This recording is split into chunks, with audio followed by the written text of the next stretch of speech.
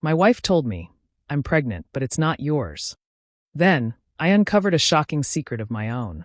The soft glow of the chandelier draped our dining room in warm golden light, casting gentle shadows over the polished mahogany table.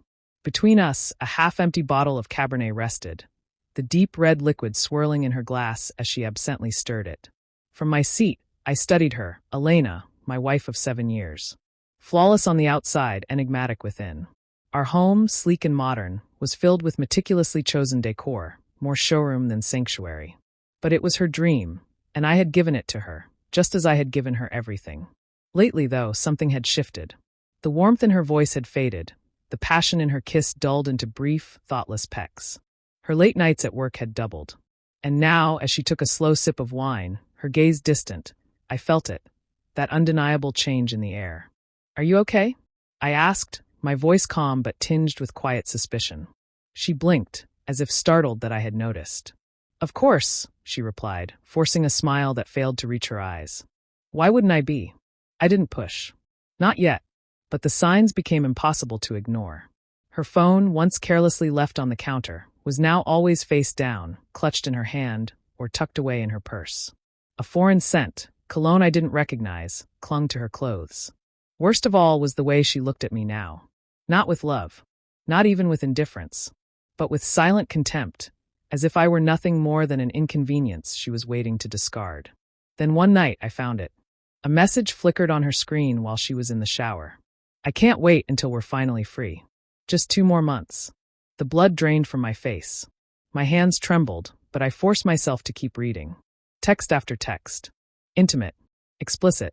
Dripping with betrayal. She wasn't just unfaithful. She was plotting her escape. And I was the last to know. I didn't confront her. Not yet. I needed more proof. A private investigator gave me exactly that.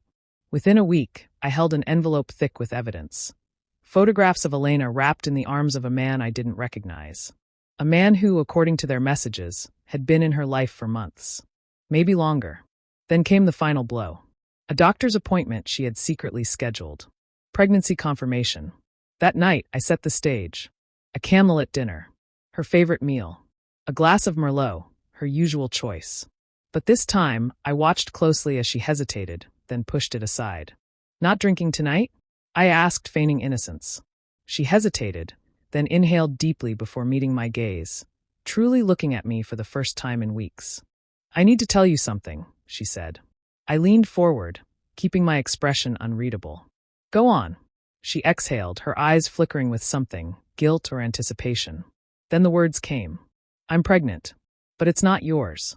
Silence stretched between us, vast and suffocating. She waited, expecting devastation. Tears. Fury. Instead, I smiled. Slow. Knowing. Dangerous. "Elena," I murmured, my voice chillingly even. I already knew. Her breath caught. "What?" I stood, reaching into my blazer pocket, and pulled out the envelope.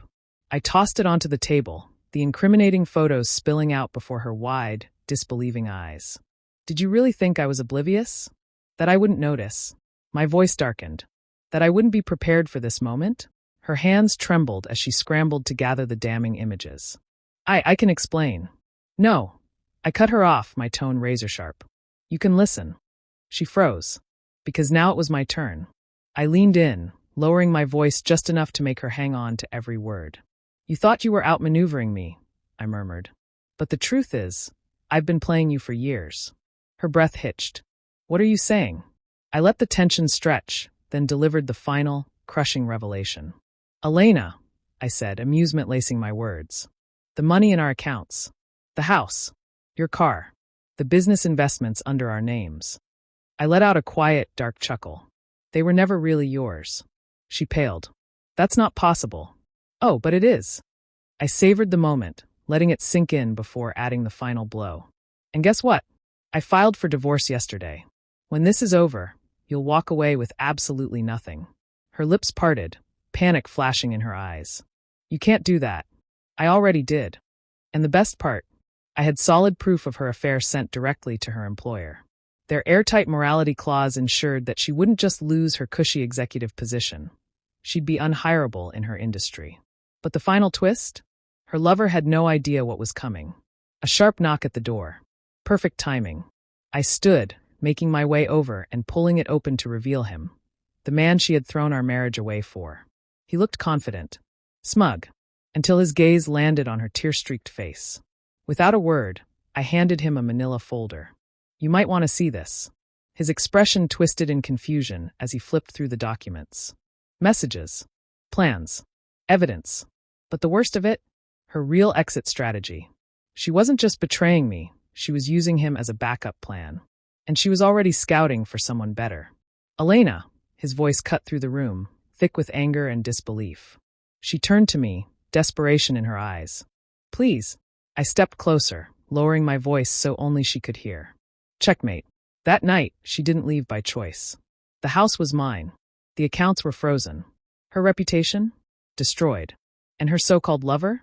He stormed out, leaving her standing there in the cold. The last thing I saw as I shut the door in her face was the moment she finally understood. She had played her hand too soon, and I had outmaneuvered her at every turn. Pouring myself a drink, a slow smirk pulled at my lips. Some betrayals don't break us. They forge us into something unstoppable.